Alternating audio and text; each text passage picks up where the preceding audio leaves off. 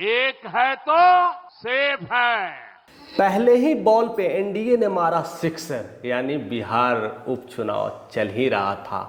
उसी समय हुआ एनडीए का आगाज, हुआ मोदी का स्थापना, मोदी ने कर दिया कुछ नया और उसी में हो गया नया कुछ अटकलें और नई कुछ बातें। और ये काफ़ी कुछ ट्रेंड चल रहा है और काफ़ी कुछ बताने की कोशिश कर रहा है कि इस बार बिहार रुकने वाला नहीं है। इस बार बिहार एक नई डेवलपमेंट पे है, एक बार बिहार नई स्थिति में है। और उसका जीता जागता उदाहरण हुआ दरभंगा में एम्स का शिलान्यास।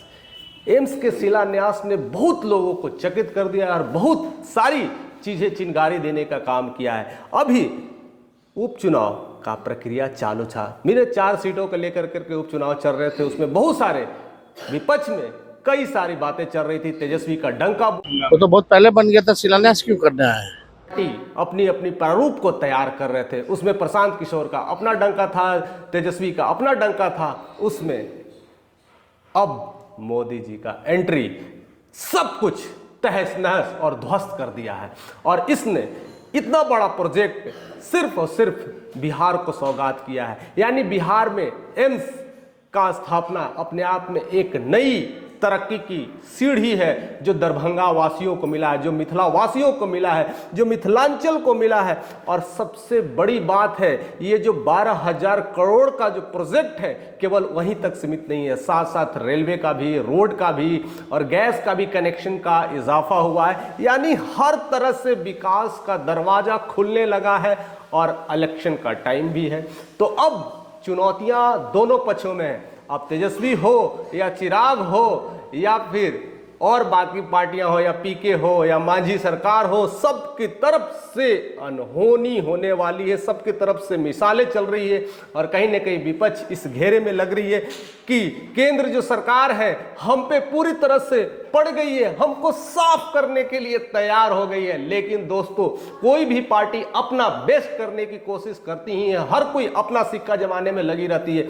और कहीं ना कहीं एनडीए को यह बहुत पकड़ मिली है, एनडीए को एक बड़ी बढ़त मिली है। और कह दे कि नीतीश सरकार को और चिराग पासवान को जो बढ़त मिली है, वो केंद्र का सपोर्ट जो मिला है, वो वाकई में अविस्मरणीय है। क्योंकि ऐसा डबल इंजन का अगर सरकार अगर बनने लगे और काम करने लगे तो एक इंजन कितना भी कर ले उतना कुछ नहीं कर सकता जितना डबल इंजन का पावर कर सकता है। और वो पावर अभी दिखने लगा है, वो पावर दरभंगा के धरती में दिखने लगा है। और कहीं ना कहीं मोदी ने प्रूफ कर दिया है। और कहीं ना कहीं चिराग में भी वो चिराग दिखने लगा है, वो खुशी का माहौल दिखने लगा है। और जिस तरह का बिहार के सीएम नीतीश कुमार ने जब भाषण देना शुरू किया और जिस तरह से बातें कर रहे थे और जिस तरह से तारीफ कर रहे थे, लग रहा था कि साक्षात उनके गुरु ही हैं मोदी। जैसे कहते थे, हमेशा दिखते थे, कहा जाता था कि चिराग पासवान हनुमान है, उसी तरह से अब लगता है बिहार का सीएम भी कहीं ना कहीं उनके दिलों में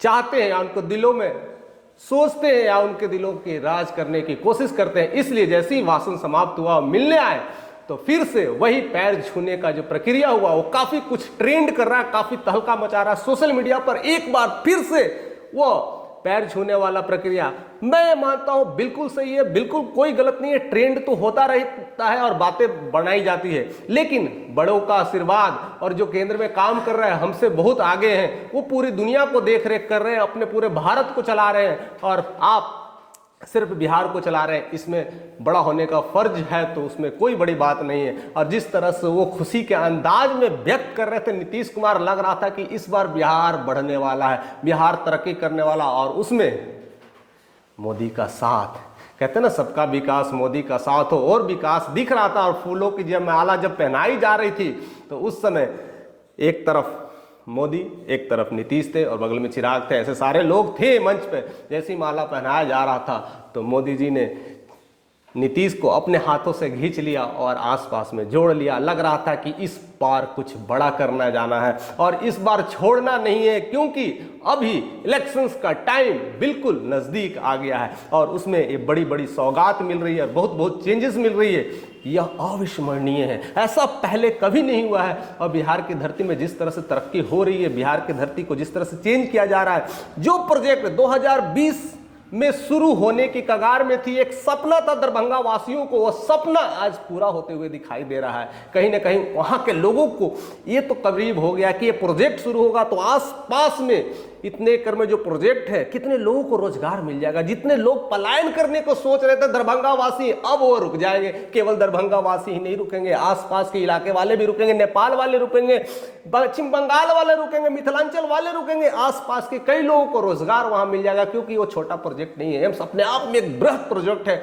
और कई लोगों को इलाज का सुविधा मिलेगा। कई लोग बिहार के वासियों जहां तक उनके पैसे नहीं होते थे, अच्छे इलाज नहीं करा पाते थे, वो सुविधा मिला। कहीं ना कहीं हमने पटना एम्स में देखा है कितनी इलाज होती है, किस लेवल की इलाज होती है, लेकिन इतनी भीड़ भाड़ होती है, इतनी भीड़ भाड़ की टोकन लेने के लिए लंबी लाइनें लगती है। उस टोकन में कई मरीज नहीं दिखा पाते हैं। कई सारे प्रोजेक्ट और इंप्रूवमेंट करने की कोशिश की गई लेकिन वो सफलता नहीं मिल रही थी। लेकिन जैसे ही दूसरे एम्स का शिलान्यास हुआ है उसमें बहुत सारे चेंजेस हुए और बहुत सारे जो भीड़ है उसमें कम करने की कोशिश की गई और मोदी ने इस बात को पूरी क्लियरली रूप से कह दिया है कि यहाँ पर 1 करोड़ लोगों को स्वास्थ्य का लाभ मिलेगा। यह अविस्मरणीय है, यह बिल्कुल अलग है। और बिहार में अगर स्वास्थ्य की इस तरह से बातें चली जाए तो समझो कि एक बहुत बड़ा सेविंग हो गया, क्योंकि जीवन में सबसे बड़ा जो खर्च है वो स्वास्थ्य को लेकर को होता है। और सरकार ने इस तरह से तोहफा दिया है और जिस तरह से यह शिलान्यास किया है, 1 करोड़ बिहार वासियों को तो फायदा होगा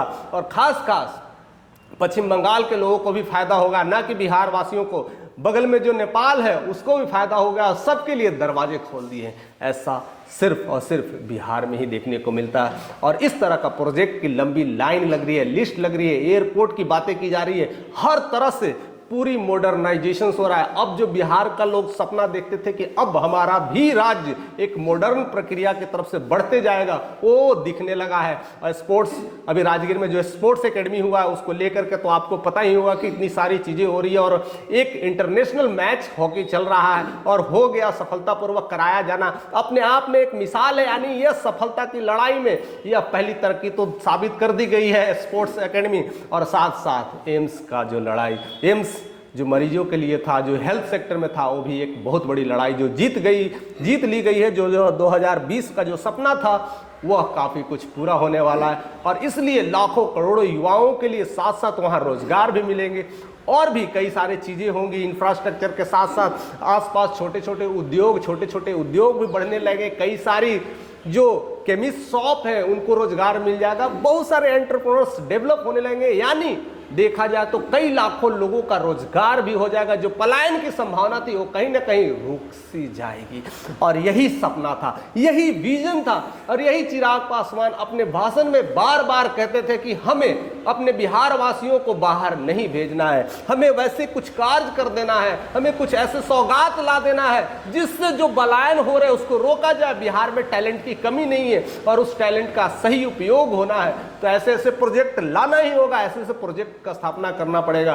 तो मुझे लगता है कि इस बार जो इस उपचुनाव में जिस तरह से मोदी जी की एंट्री हुई है और एम्स का जो प्रोजेक्ट जो डला है, इसमें कहीं ना कहीं तेजस्वी के जो 4 चांद जो लग रहे थे, जो लगने वाले थे, वो कहीं ना कहीं अब ब्रेक हो रहे हैं। मैं थोड़ा भावुक होकर करके बहुत सारी बातें कह देता हूं लेकिन आप मतलब समझ ही जाते हो कि मैं कहना क्या जा रहा हूं। या बेनिफिट जो मिलने वाला है, ज़्यादातर मिलने वाला है वो चिराग पासवान को मिलने वाला है और नीतीश को मिलने वाला है और यही आगे की जंग होगी और आगे की लड़ाई होगी। आप क्या सोचते हैं कि एक बार फिर से नीतीश कुमार और चिराग पासवान का चेहरा बिगुल बजने वाला है और बिहार की धरती पर ये दोनों धुरंधर फिर से खड़े होने वाले हैं? एक दरभंगा एम्स के लिए तो बहुत अच्छी बात हो जाए और एक तरफ से काफी सोच विचार समझ और एक पुराना अनुभव एक साथ मिलकर के कुछ बड़ा करने वाले हैं और साथ में ऊपर से सपोर्ट, यानी केंद्र से सपोर्ट, मोदी जी का सपोर्ट दोनों को ऊपर बरोबर मिल रहा है और दोनों को ऊपर डबल इंजन का जो सरकार बनेगा तो क्या विकास वैसे ही होगी जो हम देख पा रहे हैं या जो स्पीड है और स्पीड से बढ़ जाएगी या कोई दूसरी पार्टी आती है तो वो कारनामा ऐसा कर पाएगी जो अभी होने को हो रहा है, जो अभी देखने को मिल रहा है? क्या ऐसी ही चीजें हो पाएगी जो कि दूसरी सरकार दे पाएगी या दूसरी सरकार जीत पाएगी? क्या लगता है तेजस्वी यादव या लगता है प्रशांत किशोर या लगता है मांझी इस तरह की पार्टियां बना के या निर्दलीय पार्टी जो आएगी या इतना कुछ कर पाएगी, इतना कुछ ला पाएगी, केंद्र से मांगेंगे तो उतना कुछ मिल पाएगा, ये बहुत सारे प्रश्न चिन्ह लगा हुआ है। ऐसे कई सारे अटकलें लगे हुए जो कि अनसुलझा रहस्य है। ऐसे कई सारे प्रोजेक्ट पास होते हैं और पास ही हो जाते हैं और पता ही नहीं चलता कि क्या हो रहा है नहीं हो रहा है। लेकिन शिलान्यास होना, अपने आप में उद्घाटन करना और नई सारी प्रक्रिया को शुरू करना, ये बहुत बड़ी मिसाल है। और इस उपचुनाव के अवसर पर यह सौगात देना ही अपने आप में एक बड़ी लक्ष्य है, एक बड़ी उपलब्धि है और बिहार वासियों के लिए खुशखबरी भी है कि हम अब धीरे धीरे उभर रहे हैं, क्योंकि बिहार में सबसे ज़्यादा गरीबी है और उस गरीबी में सबसे ज़्यादा जो पैसे जा रहे हैं लोगों को हेल्थ के लिए जा रहे हैं और हेल्थ के लिए तोहफा अविस्मरणीय अद्भुत है। और इसमें आपकी क्या राय है, आपकी क्या सोच है? क्या जो इस तरह का प्रोजेक्ट लाया गया वो कितना कारगर है और कितना जरूरी था? खास करके जो हेल्थ सेक्टर के लोग हैं, खास करके बिहार वासी को मुझे लगता है कि हर लोगों की जो ज़रूरत है, ये ज़रूरत में कितना बड़ा तोहफा है, आप ज़रूर कमेंट करके हमें बताइएगा, क्योंकि ये छोटी तोहफा नहीं है दोस्तों, ये बहुत बड़ी तोहफा है। आपको पैसा कितना भी दे दिया जाए लेकिन आपका इलाज ना हो तो क्या कर लेंगे, कितना पैसा रख करके क्या आप कर लेंगे? लेकिन एक अच्छे डॉक्टर, एक अच्छे हॉस्पिटल होने से आपकी बहुत बड़ी सेविंग हो जाती है, आपकी कई सारी प्रक्रिया ठीक हो जाती है। नहीं तो अगर प्राइवेट आप हॉस्पिटल में जाते हो तो जितनी कमाई आपने जीवन भर में किया है एक बार में चल जाते हैं। ऐसे ऐसे बीमारियां आ गई, ऐसे सारे चीज़ें हो रहे हैं और उसको साथ साथ बस यहीं तक नहीं रुक रहे हैं, ये प्रोजेक्ट धीरे धीरे बढ़ने वाला है। एम्स में सिर्फ एम्स में ही ये सारी काम नहीं होने वाला है, इसके साथ कैंसर हॉस्पिटल की स्थापना की जा रही है, इसके साथ आई हॉस्पिटल की स्थापना की जा रही है। यानी बहुत सारे प्रोजेक्ट पैरेलली धीरे धीरे वो प्रोसेसिंग में है। अब डिपेंड करता है कि ये इलेक्शंस बीच में आकर के रोड़ा डाल रहा है या इलेक्शंस को लेकर के जो पकड़ हो रही है उसमें गड़बड़ा न जाए। इसलिए लगता है कि इस बार हम लोग को काफी बढ़ चढ़ करके कहीं ना कहीं एनडीए की तरफ मोड़ लेना चाहिए या तो ट्राई करके देखना चाहिए, क्योंकि एनडीए में जो सरकार जो चलाएगी वो कहीं ना कहीं चिराग का सपोर्ट आप ले सकते हैं। जिस तरह से युवाएं हमसे जुड़ रहे हैं और जिस तरह से चिराग पासवान को वोटिंग करते तो हमको लगता है एक तो हाथ चिराग पासवान का मिल ही रहा है, एक तो साथ मिल रहा है और दूसरा नीतीश का साथ। अगर दोनों मिल करके एक नई राजनीति, एक नई सोच, एक नई डेवलपमेंट की काम करें तो काफ़ी कुछ सराहनीय है। हम देखते हैं कि आपकी क्या सोच है। बहरहाल हर कोई की अपनी अपनी राय होती है, मैंने अपनी राय रखी है, आपकी क्या राय होती है? किस तरह का कटाच करते हैं, किस तरह का समर्पण करते हैं, किस तरह का बिहार में प्रोग्रेसिव बात करते हैं? आप हमें कमेंट करके ऐसे ही बताते रहें। अगर चैनल पे नए हैं तो जरूर से जरूर सब्सक्राइब करें, क्योंकि ऐसे नोटिफिकेशन आपको आते रहेंगे और बहुत सारी जो बातें हम आप तक पहुंचाते हैं।